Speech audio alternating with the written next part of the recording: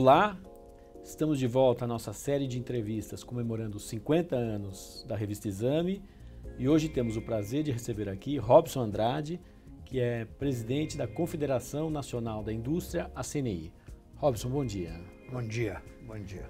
Robson, nesses 50 anos, desde o nascimento da Revista Exame, a gente viu a indústria brasileira atingir o seu auge, lá mais ou menos pelos anos 80, numa escalada impressionante, que chamou muita atenção do mundo inteiro.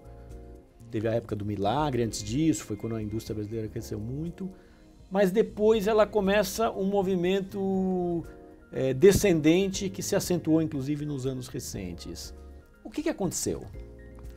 Tanto na fase boa quanto na fase de descendência. Realmente você fez um resumo bem correto da indústria ao longo desses anos todos. Eu estou na indústria quase o mesmo tempo da Revista Exame, porque eu estou na indústria há 43 anos. E passei por todas essas fases de um crescimento magnífico, de uma exuberância, o declínio, as dificuldades e agora a última recessão que nós estamos acabando de enfrentar, né?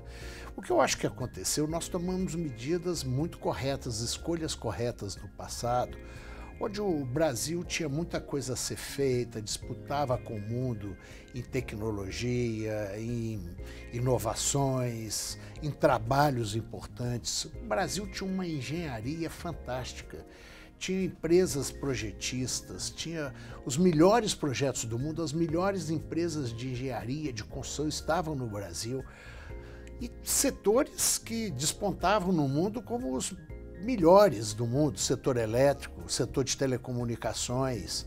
Isso tudo avançava muito rapidamente no Brasil e foi possível, a partir daí, fazer um desenvolvimento brasileiro maravilhoso. Quer dizer, eu me lembro de grandes empresas aqui em São Paulo, Villares, e diversas outras que estavam aqui e que tinham um mercado grande pela frente, tinha muita tecnologia. Setor de álcool, equipamentos, máquinas, quer dizer, tudo isso era fantástico no Brasil. Só que o Brasil, eu acho que começou a fazer escolhas erradas a partir daí. E a principal escolha errada foi se fechar para o mundo. E achar que nós poderíamos, a partir daí, nós mesmos desenvolvermos tudo aquilo que a gente precisava, sem olhar o que lá fora estava sendo feito, e fechando o mercado, acreditando que o nosso desenvolvimento poderia ser o único aqui dentro, como se a gente fosse o único país do mundo, né? Então, as nossas exportações eram muito boas, o setor industrial exportava bastante, as nossas máquinas eram muito bem avaliadas no mundo, mas nós começamos a perder tecnologia, a perder inovação.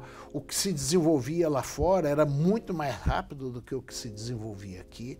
Questões de informática, por exemplo, nós fizemos uma legislação de informática que nos prejudicou enormemente a automação industrial. Quer dizer, aí nós começamos a perder o rumo. Além disso, né, André, veio aí todas as questões inflacionárias, os planos mirabolantes. Fizemos coisas do arco da velha, né? Até prender gado no pasto e essas coisas. E o Brasil ficou atrasado na indústria, na inovação, na tecnologia, mas as nossas taxas de importação eram muito elevadas. Então você tinha uma competição com o mercado externo. Aqui dentro era vantajoso para nós. E quando nós competimos lá fora, também era vantajoso porque a gente era desonerado, os nossos produtos eram desonerados. Mas acontece que os nossos produtos começaram a perder competitividade lá fora por falta de tecnologia. Então nós começamos aquela coisa do carro nosso, que era uma carroça, aquilo era um pouco verdade, né? A gente produzia um carro para nós que lá fora não tinha mercado mais. Muita gente ficou ofendido com aquela frase, mas era a pura verdade. Mas era a pura verdade, sabe? Eu acho que, na realidade, a gente no Brasil, pelo menos nos anos 90 para trás, tinha uma coisa que nos ajudava muito no Brasil, eram os planos decenais. Então o Brasil tinha plano decenal do setor elétrico, de telecomunicação, para infraestrutura, para tudo. Os planos não aconteciam, mas eles davam um norte, um direcionamento para onde você deveria ir, né? Era bom. Depois, quando chegou a partir dos anos 90, com essa famosa frase, o Brasil se abriu para o mundo e abriu repentinamente, quer dizer, nós não estávamos preparados para uma abertura tão rápida. E aí a indústria começou a sofrer enormemente, a ter queda sucessiva de produção, de participação, enfrentando muitos problemas, porque a indústria de fora estava vindo com tudo pronto para o Brasil. E você vê a questão de telecomunicações, por exemplo, que o Brasil até o final de 80 estava muito bem no setor de telecomunicações, né? Depois de 90 para cá, quando começou a entrar a telecomunicação com celulares e cada vez mais foi o celular, a comunicação por celular foi tomando conta do país, né?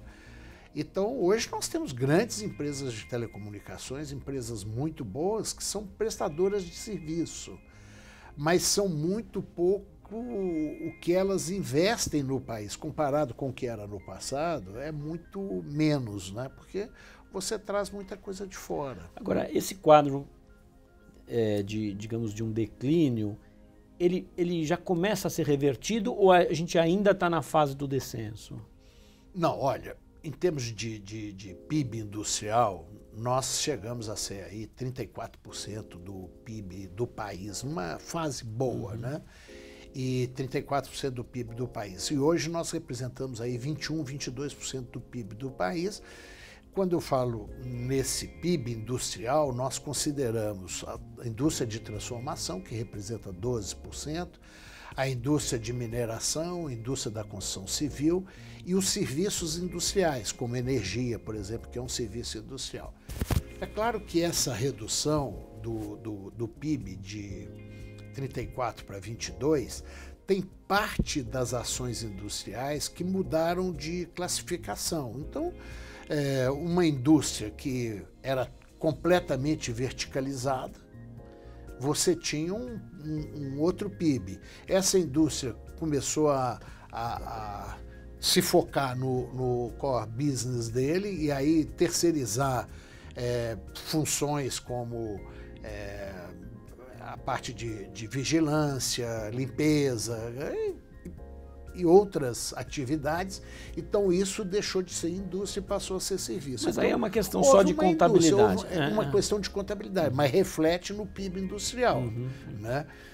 Mas eu acho que o mais importante, Robson, é o seguinte, é saber assim, já tem, independentemente da participação do PIB, a gente já enxerga um ressurgimento do dinamismo, esse quadro que você descreveu, da gente muito fora das cadeias lá de fora, isso já começa a ser revertido? Esquece um pouco a participação no PIB, mas o que está acontecendo em termos da vitalidade do setor. Olha, eu acho que começa a ser revertido sim, por alguns sinais que nós temos. Primeiro que o empresariado brasileiro é muito dinâmico. O empresariado brasileiro tem uma capacidade de se adaptar a situações e de buscar soluções que é muito grande, né?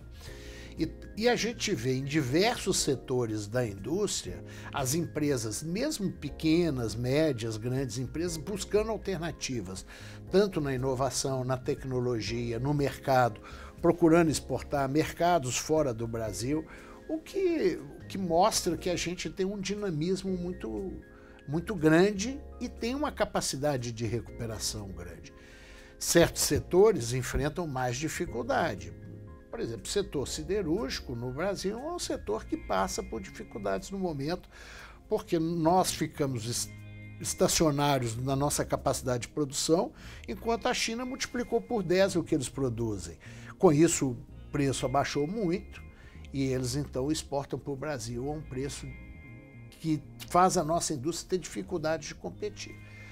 Mas esse é um setor. Por outro lado, outros setores estão avançando muito na tecnologia, questão de setor eletroeletrônico, o setor fármaco, o setor de produtos de limpeza, produtos de higiene, produtos de higiene pessoal. Quer dizer, tudo isso está mostrando uma capacidade grande do Brasil de avanço. E até, André, uma coisa que nos deixa assim animado é que um setor que sempre teve enfrentando problemas como o setor têxtil, começa a avançar, começa a crescer. Então, quando a gente fala em indústria 4.0, que hoje é o que está assim, o melhor que tem a nível de produção, as nossas indústrias estão se preparando para enfrentar essa questão. Robson, eu queria pedir que você explicasse o conceito da indústria 4.0. O que a gente está falando? Olha, o conceito da indústria 4.0, nós estamos falando de uma indústria que tem um processo praticamente totalmente automatizado. É uma indústria que as máquinas trabalham muito com robótica e sistemas integrados de produção, e que a partir daí você tem poucas pessoas na produção. E você tem um atendimento aos clientes, um atendimento muito personalizado.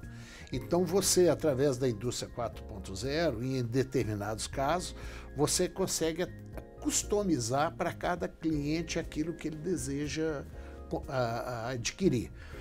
Quer dizer, muda um pouco aquele conceito que quem não é da indústria, pelo menos tem, da linha de produção, de tudo muito igualzinho e tal, você pode mudar agora. Você vê, por exemplo, uma indústria automotiva, você vê uma linha de produção completamente automatizada em uma pessoa no início e uma pessoa no final da linha.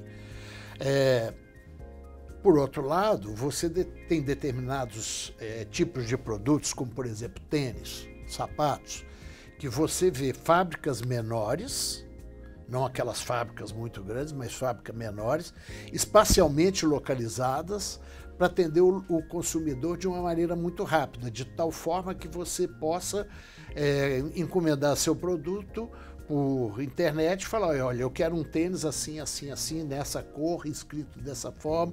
Você monta no computador o que você quer, manda para a fábrica te entrega 2 dias depois em casa. Sabe? Então, esse tipo de indústria é a indústria que nós estamos vendo hoje na Europa e certamente vai estar no Brasil muito rapidamente. Nós estamos prontos para essa revolução? Eu acho, essa revolução depende de, primeiro, capacidade de investimento do empresário, porque você tem que praticamente trocar sua linha de produção. Você tem que colocar máquinas completamente automatizadas, robotizadas. Segundo, trabalhadores especializados, tanto no projeto como na produção. Nós estamos, depois eu posso falar um pouco a respeito disso para você, nós estamos na indústria preparando os nossos trabalhadores para essa fase, para que os nossos trabalhadores, os jovens, os trabalhadores que querem se reciclar, se requalificar, nós estamos trabalhando e preparando para atender essa fase. A dificuldade nossa é a dificuldade de capital, que nós não temos financiamento de longo prazo no Brasil a custo baixo. Né? Que é um problema crônico do Brasil há muitas décadas. Crônico. Né? Nós temos o BNDES, que tem uma capacidade grande, mas é uma capacidade limitada. Né? E que no passado fez alguns programas com custo baixo, né? Interessante, mas hoje o custo já não é tão reduzido assim. Eu, quando fiz a minha primeira fábrica, eu tirei recurso no BNDES com financiamento a longo prazo, financiado no máximo a 20% da inflação. A inflação chegava a 80%, quer dizer, você imagina o custo do capital naquela época. Né? Mas eu acho que eu fui um dos últimos a ter essa vantagem, porque depois veio mudando. Né? Mas o custo de capital no Brasil é muito difícil, então isso o empresário sente, como que ele vai buscar esse recurso. Quer dizer que entre a divisão clássica de capital e trabalho, o nosso problema hoje está mais na falta de capital do que na falta de trabalhador qualificado. Porque se falou muito no passado recente do apagão da mão de obra, da falta de trabalhador qualificado. Isso, na sua opinião, não é um gargalo tão importante? Em alguns setores ainda André. Nós estamos correndo atrás. Mas no Senai nós temos 3 milhões e 900 mil alunos no Brasil inteiro. Puxa vida. Né? 3 milhões e 900 mil alunos. O Sebrae está, assim, em termos de máquina e equipamento, de formação dos seus professores, instrutores, está no nível melhor do mundo. Tanto que teve agora em Abu Dhabi, no mês de outubro, uma competição que chama World Skills, que é tipo uma FIFA. O World Skills, a sede é na Holanda, e ela realiza a cada 2 anos uma competição de trabalho profissional. São 60 países, os melhores do mundo: China, Coreia, França, Alemanha, Estados Unidos, Japão, todos esses países. E essa competição profissional, esse ano aconteceu em Abu Dhabi, a próxima, que vai ser em 2019, é na Rússia. O Senai representa o Brasil. Nós participamos de 52 modalidades de profissão, desde pedreiro até web design, robótica, as profissões mais tecnológicas que tem. Nós ficamos em segundo lugar. Ah, que legal. Quem ficou em primeiro? Em primeiro lugar ficou a Rússia. Mas tem uma curiosidade que o ano passado, em 2016, em outubro de 2016, eu assinei um contrato com o Sistema de Educação Profissional da Rússia para treinar os jovens da Rússia aqui no Brasil. A Rússia nos pagou $1 milhão, mandou para cá 18 jovens, eles foram treinados nas nossas escolas no Rio Grande do Sul, Santa Catarina, Minas Gerais, Bahia, tem mais um estado que eu não sei se é Mato Grosso, e esses jovens foram treinados até setembro desse ano. E saíram daqui direto para a competição em Abu Dhabi. Então o Brasil pegou o primeiro e o segundo. Então a gente, na realidade, tem uma certa responsabilidade sobre o primeiro lugar também, né? Legal. Eu acho que isso Robson, diga uma coisa, esse fenômeno que você está descrevendo da indústria 4.0 está causando uma mudança no humor em alguns países desenvolvidos, como os Estados Unidos, por exemplo, de que estaria passando um pouco aquele pesadelo chinês de que iria aniquilar completamente a indústria nos países ricos, e começa já a haver uma certa volta para uma indústria mais tecnológica. É exatamente essa que você está descrevendo. Isso, a China ainda é uma imensa pedra no sapato, no caso brasileiro, ou já não é mais tanto assim? Olha, André, com relação à China, eu acho que já não é mais tanto assim, porque como a China, há 10 anos atrás, tinha muitos incentivos, o governo participando de todas as empresas, essa coisa toda, a gente não conseguia competir com a China pelas diferenças que existiam, mas a China também começa a ter demandas sociais, demandas por educação, demanda de infraestrutura, demandas sociais de aposentadoria, demandas ambientais, de saúde, demandas ambientais altíssimas. Começou a mudar, né, aquela coisa. Então isso vai mudando o custo da produção na China, e a China vai se equiparando. Eu não vou dizer que seja nós que reduzimos os nossos custos, o nosso método de produção, mas a China aumentou o deles. É claro que no Brasil ainda a nossa competitividade é muito ligada à nossa capacidade de produzir, a nossa produtividade. Uma medida que nós temos desse ano é de que para o que 4 trabalhadores brasileiros fazem, nós precisamos de um trabalhador americano. Isso vem de educação, e nós estamos preocupados não com a educação profissional somente, mas também com a educação curricular. Quer dizer, o trabalhador precisa saber ler, interpretar manutenção de uma máquina, um gráfico, uma demanda. Quer dizer, não é só a profissão que é importante. Então nós estamos trabalhando nesse aspecto também. Só que o mundo também está avançando. Os Estados Unidos, o presidente Trump decidiu de trazer as fábricas de volta, e muitas das fábricas que estavam na China, no Vietnã, na Ásia, fábricas americanas, com a melhor tecnologia possível, desenvolvendo a tecnologia nos Estados Unidos e mandando a tecnologia para as plantas nesses países da Ásia. Agora estão trazendo de volta. E o que o presidente americano fez? Ele reduziu os impostos, né, para trazer mais ainda a produção para os Estados Unidos. Vai gerar 1,5 trilhão de dólares de déficit público, mas os Estados Unidos têm uma diferença, eles geram déficit público para incentivar a produção, o consumo e colocar dinheiro na sociedade, e espera que através disso aumente a receita.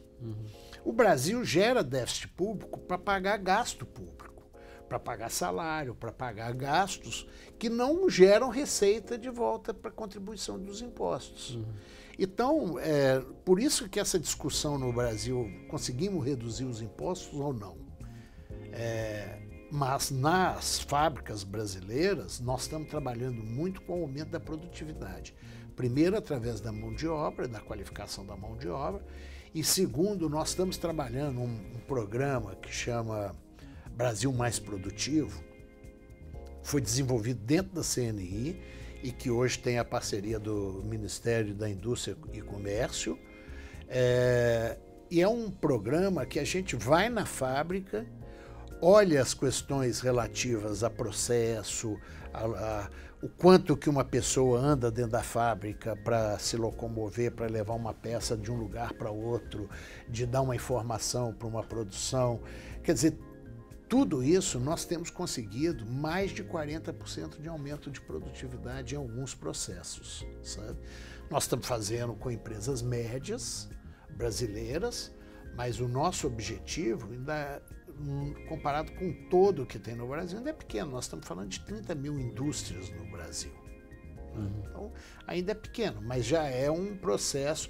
Nós estamos capacitando especialistas em todos os estados brasileiros, porque o nosso objetivo não é ganhar dinheiro com isso. A CNI não tem essa proposta. A CNI quer criar desenvolvimento. Então, nós estamos capacitando pessoas em todos os estados para que elas possam ser contratadas pelas empresas que paguem a esses especialistas em função dos ganhos de produtividade. Robson, falando sobre esse período mais recente de uma crise muito severa, muitos empregos foram perdidos e também na indústria.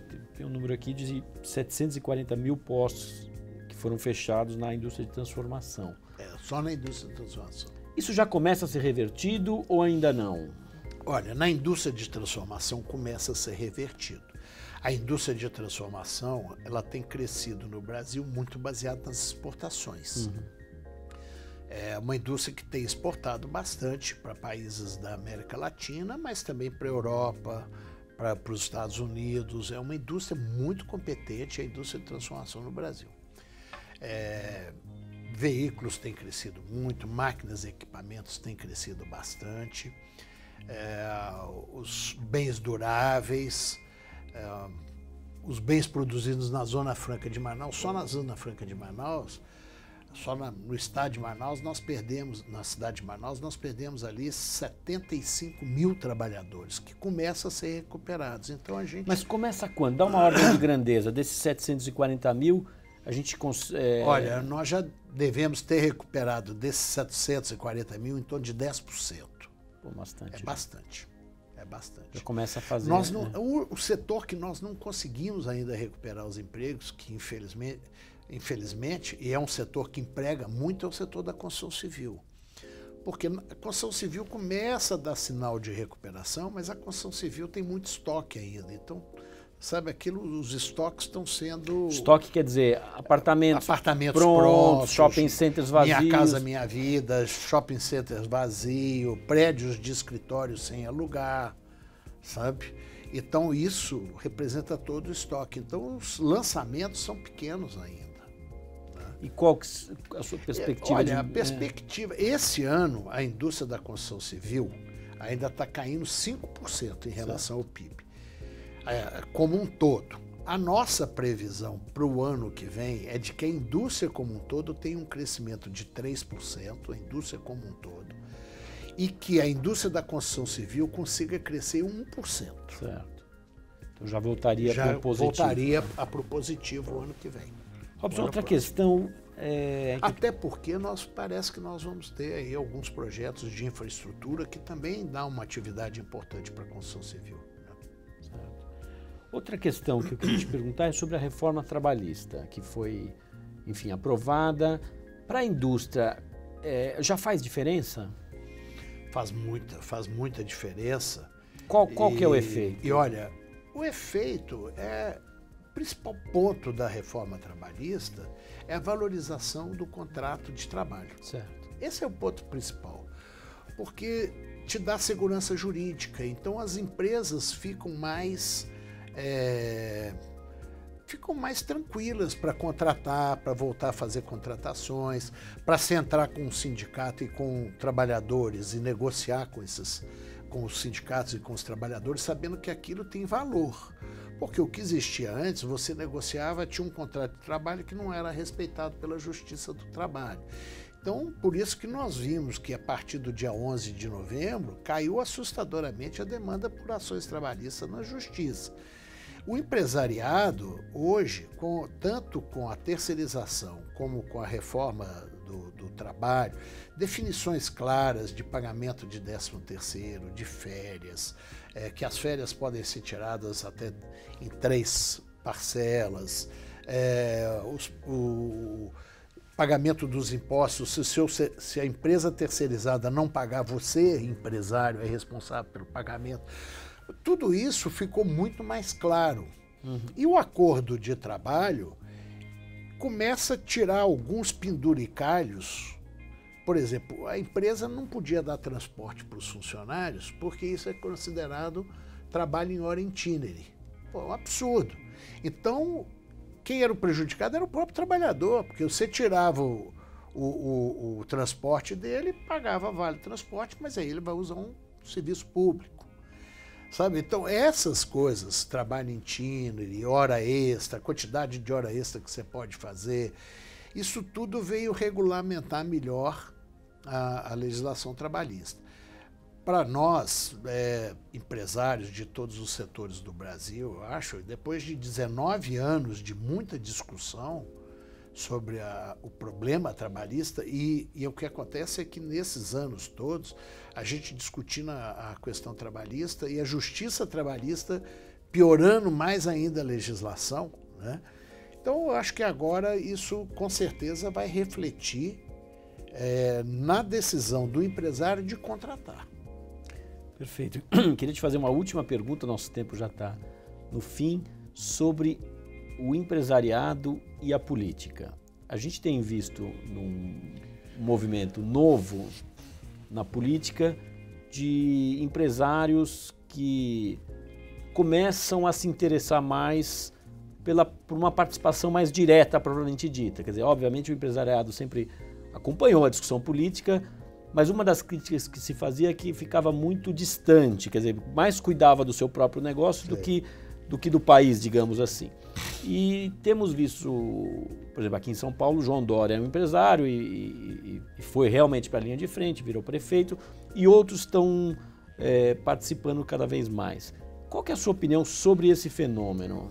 Olha, André, eu pessoalmente, eu não tenho partido político, não estou na política partidária. Acho que quando você, na minha opinião, claro que respeito as outras opiniões, mas na minha opinião, quando você está numa entidade de classe, é melhor que você não esteja num partido, filiado num partido. Mas não digo só... Agora, o empresário... eu acho que o empresário tem uma grande contribuição a dar na política, sim. Do ponto de vista de gestão, de seriedade, de comprometimento, de eficiência do trabalho. Mas alguns empresários têm vocação política, outros não têm vocação política. Eu conheço muitos empresários que entraram na política, se decepcionaram e deixar a política e voltar a ser empresários. Porque é um jogo completamente diferente. É um jogo né? muito diferente. Política, a pessoa precisa saber fazer política. Política é para políticos. E eu acho que a solução para o Brasil, não existe solução para o Brasil sem a política. Não é para o Brasil. Não, você tem que ter uma política. Você pode ter uma política mais dura, mais firme, mais democrática e coisa mais social, não tem problema.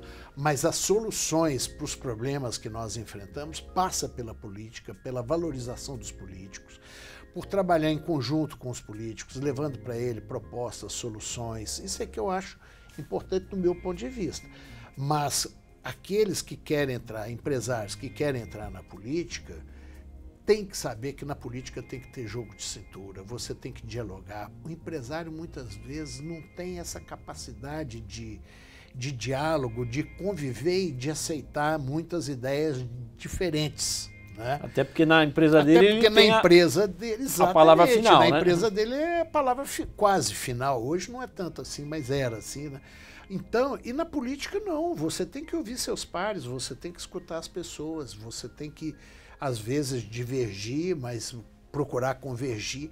E essa busca da convergência, o empresário, às vezes, não sabe fazer muito bem, sabe, André? Agora, só para... Eu acho que está terminando meu tempo. Sim, também, né, André? Só para te falar o seguinte, nós temos que preocupar com o futuro dos empregos. Porque hoje nós temos uma indústria 4.0 que está desempregando. Mas o que vem pela frente de inovações disruptivas, de inovações que vai criar uma nova indústria, uma nova forma de produzir, isso vai desempregar muito mais. E nós temos que buscar formas de criar negócios para as pessoas, mesmo que elas ganhem menos, mas que tenham mais qualidade de vida, melhor saúde, melhor educação e que viva de uma maneira melhor, mais segurança. Você imagina no campo, que é uma coisa fantástica no Brasil, as máquinas hoje trabalham com um operador de fora manipulando um telefone celular, né? E faz o trabalho de muitos homens. Então, isso é que eu acho que a gente tem que discutir no Brasil, é o futuro. É discutir como nós vamos fazer com que o futuro seja para todos os brasileiros um futuro de muita esperança, mas de muita realização também. Legal.